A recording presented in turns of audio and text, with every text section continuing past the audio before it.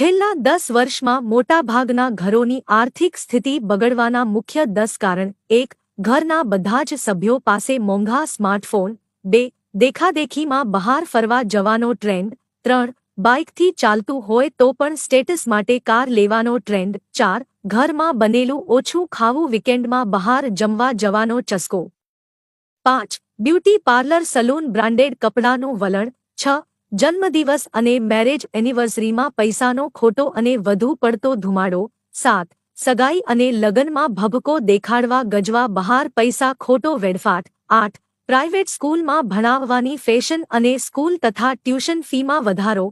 9. ખોટી લાઇફ સ્ટાઇલના કારણે મેડિકલ ખર્ચામાં વધારો. 10. લોનનું ઊંચું વ્યાજ અને ક્રેડિટ કાર્ડના કારણે વધુ વસ્તુઓ ખરીદવાની કુટેવ. આ ખર્ચાઓ મુજબ કમાણીમાં વધારો થઈ રહ્યો નથી. પરિણામે મોટાભાગના ઘરોમાં